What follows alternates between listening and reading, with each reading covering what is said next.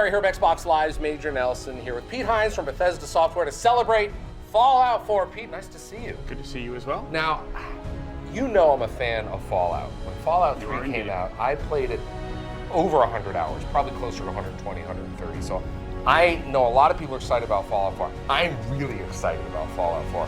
Tell us what we can expect with Fallout 4 in terms of some of the new enhancements. I mean, at the core, what's fun about Fallout is the basics, right? It's this world that gets blown up, and you emerge into this post-apocalyptic world that has its own unique vibe. There's post-apocalyptic is now a big thing in entertainment, and there's lots of different takes on it. Fallout has a very unique one. It's worse than I thought.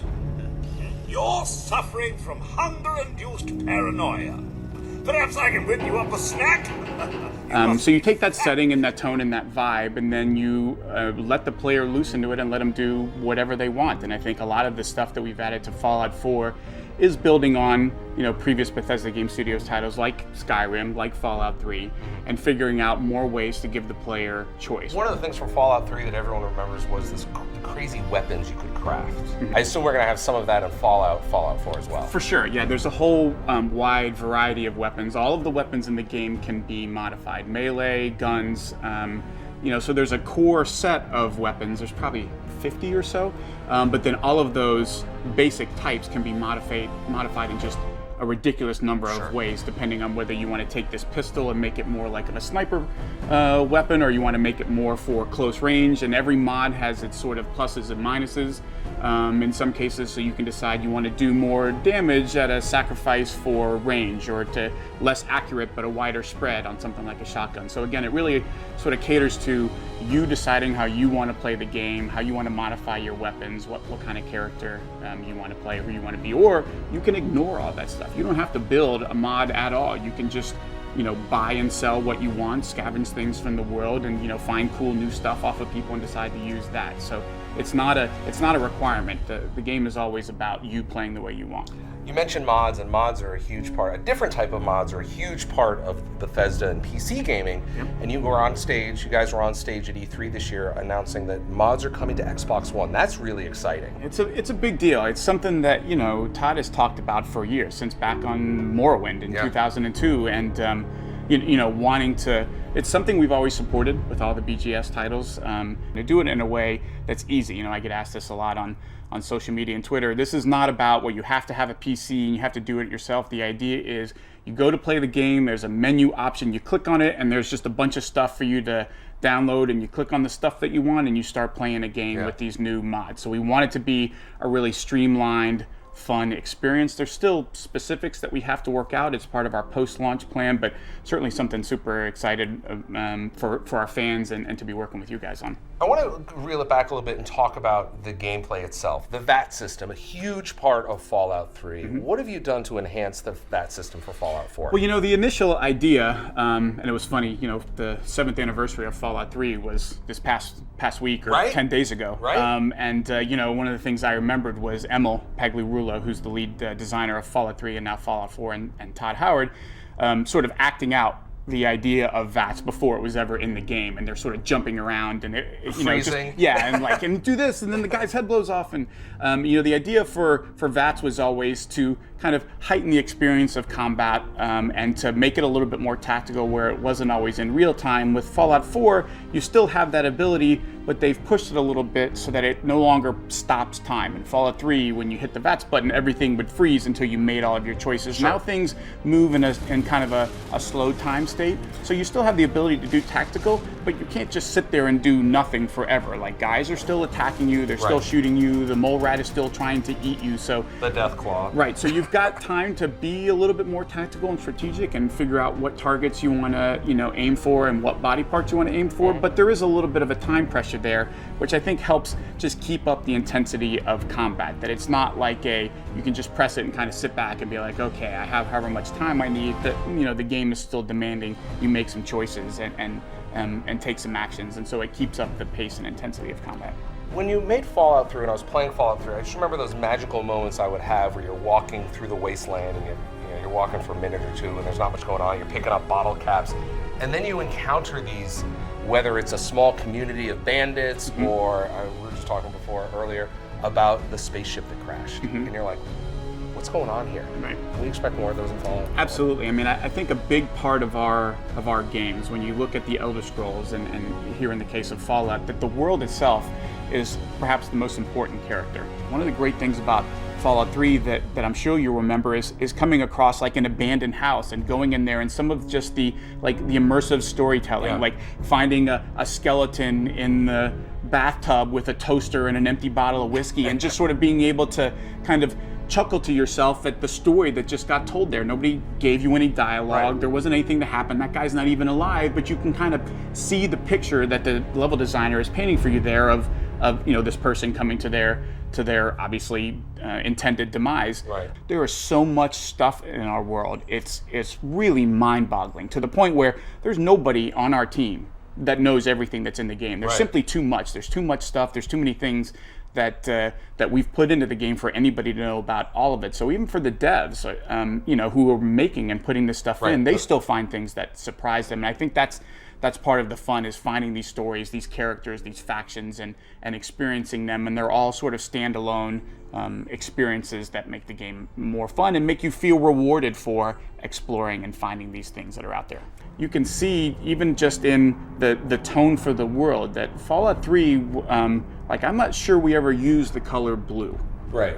Ever. And I'm exaggerating slightly, but not a lot. Like, it was a very intentionally dark, gray, depressing, and you'll notice Fallout has got more color, that there's more there's opportunities for blue sky, and it's got this different feeling of not everything is horrible and how are we ever going to make it, but the idea is that this is now home for these people, and the world that was is almost kind of irrelevant to these folks. Right. Their reality is, yeah, this is where I live, and like, this is my life, and we're going to make the best that we can of this. And so you get those little glimpses of color and almost a feeling of, I don't know if hopeful is the right word, but it's a little bit more, it's not quite as pessimistic and dark, I think, as you saw in Fallout 3. Well, what are some of the innovative areas that you looked at? Because you certainly could have said, oh, hey, we've got this great blueprint for success with Fallout 3, which was tremendously successful.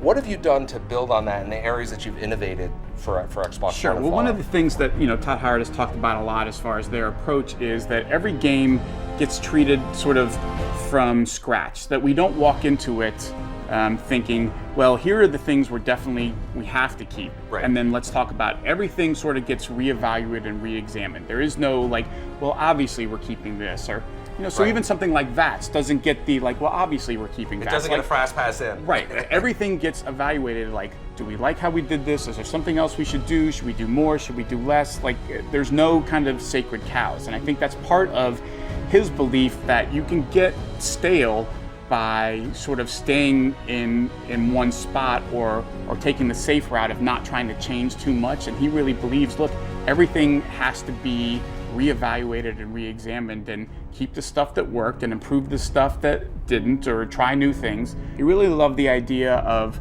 looking at games like Minecraft, which I'm pretty sure you're familiar with. Yes. And how much people love just jumping in and taking the world and recreating it in their image, and him thinking like, well, we already do crafting, and the team wanting to say, well, what could we do so that it's not just a scope for your gun or a larger clip for your 10mm, but like, your house isn't just a house that we give you, like, it's a space that we say build whatever you want, and not like, well, press this button on a menu and then walk away, and when you come back this house will have magically appeared. Like, no, you do it. You put the walls down, you put the floor down, decide what kind of roof you want, what furniture is going to go in there, and doing that all in real time in these predefined places, which are, by the way, all over the world. It's not like the entire world can be built, but there are big, large areas all over the world that you can decide, this is a spot that I'm going to try and rebuild and do develop some stuff to, and you can, again, do that or not, but the ability to do that, and like, just how crazy you can go at that, I think is difficult for you to appreciate until you get into the game and you start to realize, like, oh, I might mess with this, oh, I might mess with that, and next thing you know, you haven't gone anywhere in the last 3 hours because you're building pumps for water and stringing up power for generators because you just wanted to hook that TV up to something and see what happens when the TV gets power. It's that kind of it's that kind of sort of pushing the boundaries of what you can expect in a role-playing game and allowing you to kind of rebuild the world that I think makes the game really different. And the big thing that again is it's just a feel thing. But I've already talked to quite a few folks who have played the game and commented on this to me is how different the gunplay feels. Yeah. It is super important. It is a game ultimately that most folks are going to choose to go shoot guys and fight raiders, and just how much different and better the gunplay feels when you're firing a submachine gun or a shotgun. It's something they spent a lot of time on. They worked with the id guys to talk to them about making the guns feel more And they know responsive. a thing or two about the weapons. guys know a little bit about how to make a weapon feel like a weapon. So that, that's not the kind of stuff that folks usually ask about. They want to know about like big feature stuff, but really improving and enhancing that combat, I think, is a huge thing that folks are going to enjoy a lot. So Pete, I haven't had a chance to play Fallout 4 yet, but can you tell me about your character and how you're developing that, just so I can get a few tips? Sure. We start you off and you have 28 points to assign to your specials, which are your base attributes, strength and perception. My problem is when I play a role-playing game, I tend to try and be like jack of all trades. So you're peanut butter. Yeah, I try and sort of, I never want anything to be too low. But the really interesting thing, the more that I play the game, and I think the thing the team did a great job on is this really interesting tension that every time I level up, I get angsty because I can't decide exactly what I want to do most, because those level up points are so precious and there's so much stuff that I want to do. Right. And so, I always drop points, for example, into Gun Nut as soon as I can, because I love modifying my guns. But the thing that they do is there's multiple ranks for each perk. So Gun Nut, you can level up multiple times, but they stretch out how far in between you're able to do those. So it's not like I can put it into Gun Nut and then I can do it again the next time. Again. Like they let you do Gun Nut and then they say, you know what, the next one you're not going to be able to do until you level up to level 14. And so I'm actually forced to figure out, all right, well, what else am I going to focus on? What else am I going to put my stuff into? Right. And so I do a lot of stuff in and around crafting. I focus on Armorer, which is a strength thing. I focus on science and Gun Nut. One of the things I focus on a lot is you have a perk that allows you to get more resources out of the stuff that you break down, and you find that here's a little tip for you folks who like to build your own stuff. Adhesives and screws are unbelievably important. Okay. They are incredibly, they're rare, and you can't build anything to modify your armor or weapons without adhesives. So duct tape. Like, I don't get excited about anything in the game like I get excited about finding duct tape in the world. Because when you find duct tape, you're like, yes, now I can build that scope. Now I can put that extra mod on my armor or whatever it is. So I tend to put points into things that allow me to find those things better, which is cracking safes, getting into computer systems, or just scavenging better stuff when I find stuff. So it's a really interesting system that doesn't allow you to just say, I'm going to keep picking that perk over and over again. They actually force you, based on the requirements, to kind of spread out and to figure out, like, you can't just keep doing this over and over again, and you're going to kind of pick and choose from different abilities or different perks as you go along. I'm still having a ton of fun with it and figuring out kind of where I want to go, and sometimes I'll save a point because I know I'm going to unlock a requirement soon. But that whole system, we were talking before about Fallout 3 and the character system and just how it's different from Fallout 3. This is one way. It's very subtle, but playing through it, it's very different than previous games. But I think folks are really going to enjoy it when they start to figure out just how deep and really complicated it is. Well, much like Fallout 4, this interview could go on for many, many hours, so I'm going to let you go. Pete Hines from Bethesda Software, congratulations to you and the team on shipping Fallout 4, and thanks for watching.